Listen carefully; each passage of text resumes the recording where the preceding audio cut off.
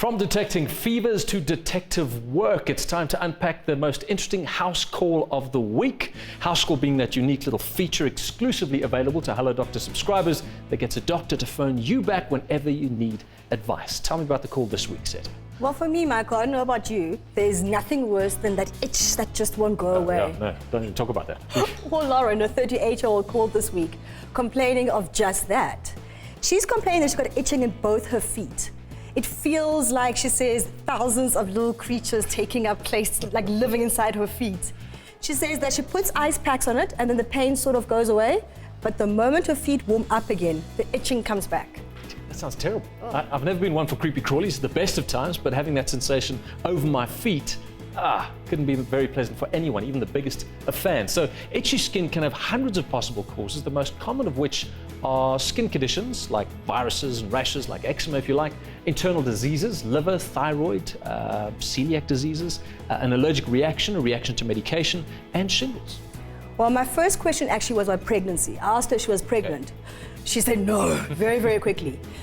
She said because she's feeling nauseous and tired, she did do a pregnancy test. Because pregnancy does exacerbate skin conditions. You're right. Okay. Had she been taking any medication? She's on a multivitamin, which has an iron supplement inside of it, because she suffers from anemia, but she says it's well under control at the moment. Okay.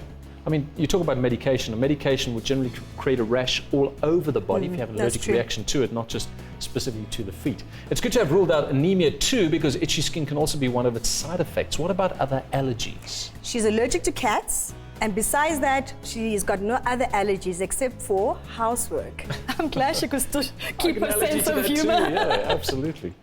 Well, even though allergies to furry friends and dust are more common, often people don't realize that they can be allergic to common plants in their garden. I mean, you wouldn't know you were allergic to it until you actually came into contact with it. Could that be a case?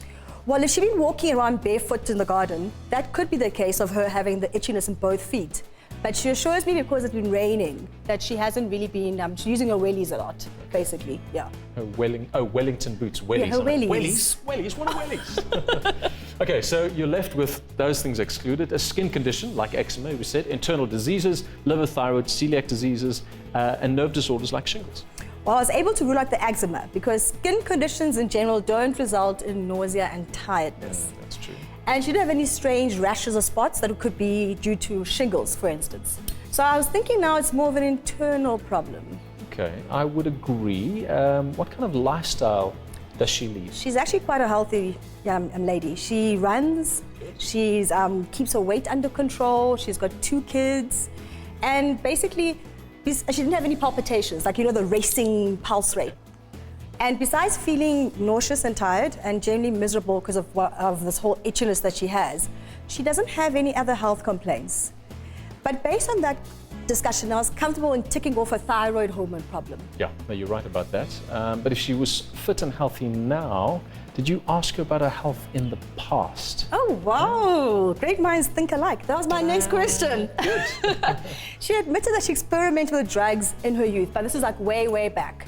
So she didn't think it was important to mention now because, I mean, she has a present complaint now, not from the past. But that's, I'm so glad you pointed that out, because that's often a misconception that people have when it comes to some infections. And that's also why it's so important to be honest about your complete medical history.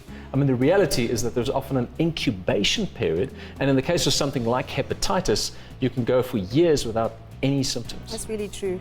And in my opinion, really, I thought the itchiness was due to hepatitis. Because in a poorly functioning liver, there's a buildup of bile acids and it goes onto your skin. So the more bile, the worse the itch. Yeah. So she could have gotten the virus when she was dabbling with the drugs in her youth. So I asked her to go back to the doctor, get a blood test done, and it came back positive for hepatitis. Good one, Watson. This is a tricky one, but you got to the bottom. That is fantastic. Thank you. Well done, Sarah.